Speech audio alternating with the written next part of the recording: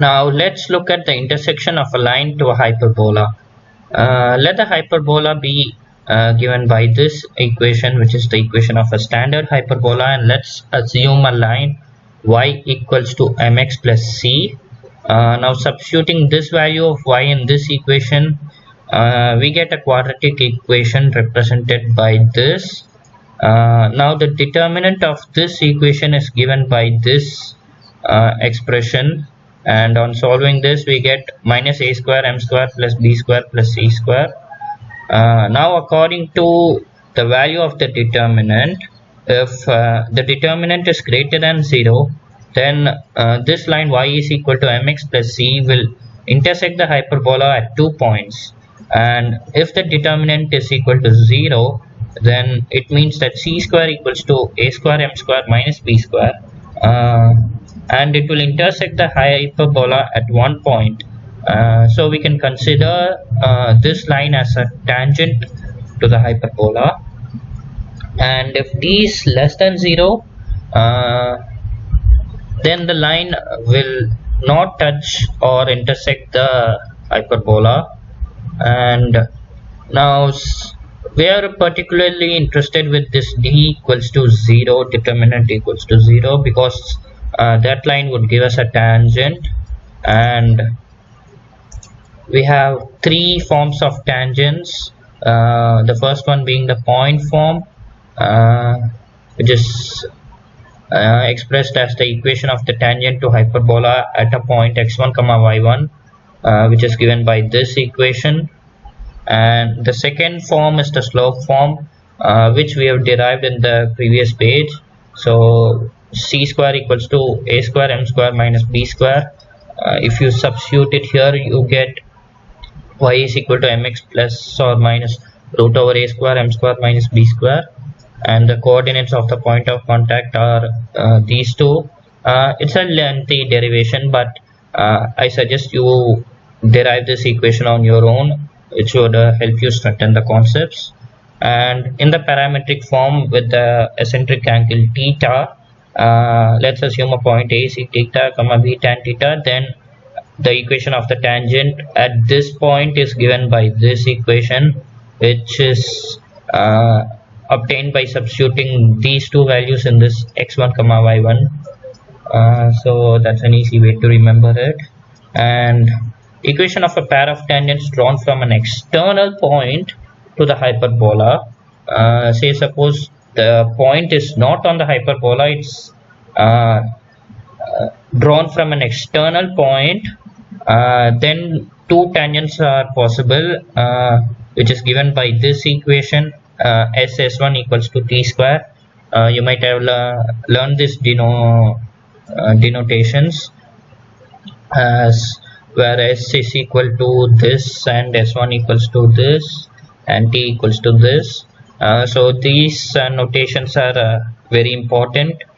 As you can see, this is very similar to how the pair of tangents are obtained for an ellipse, and the same applies for the chord of contact, which is given by t is equal to 0, and that t is equal to 0 is nothing but this equation.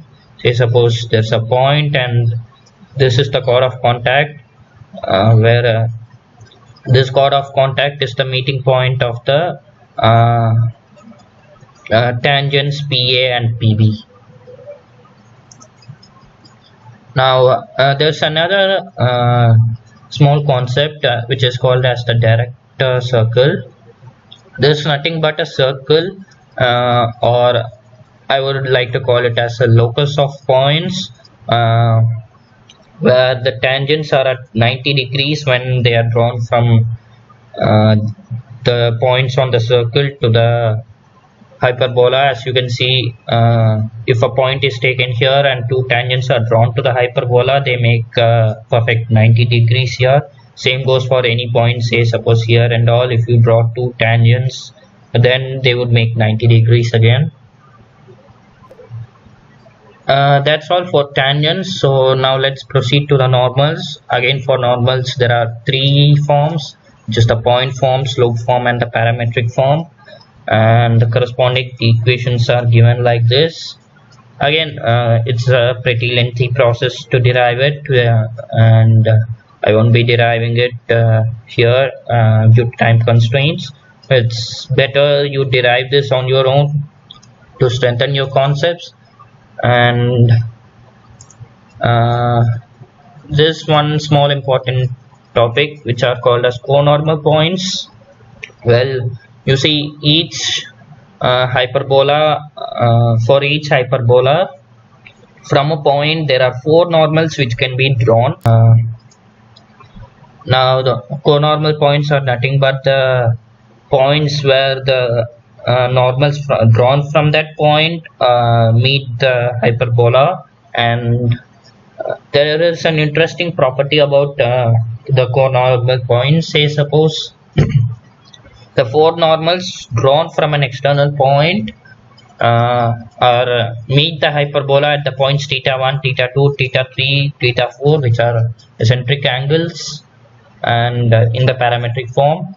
Then the sum of the eccentric angles, which is theta 1 plus theta 2 plus theta 3 plus theta 4, is an odd multiple of pi. I'm sorry, this is supposed to be pi.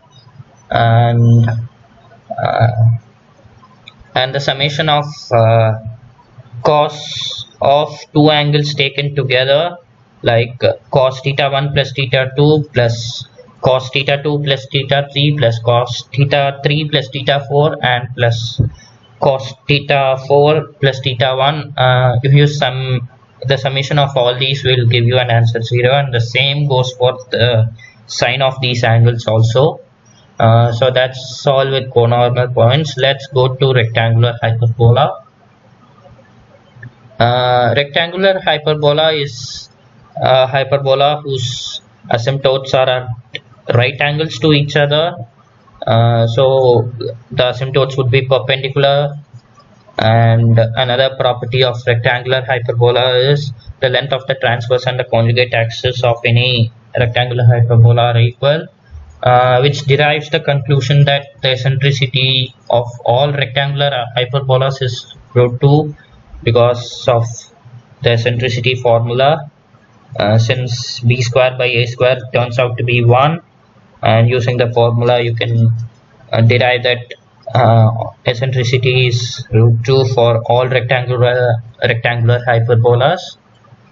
And when the center of any rectangular hyperbola is at origin and its asymptotes coincide with the coordinate axis, then the equation of the rectangular hyperbola is xy equals to c square. Now this is the standard equation of a rectangular hyperbola, which is represented by this diagram. And here's a list of all the common definitions and jargons involved with the rectangular hyperbola. You can see the equation of the chord at t1 and t2, where t is the parameter and ct comma c by t is the parametric form of any point on the rectangular hyperbola xy equals to c square.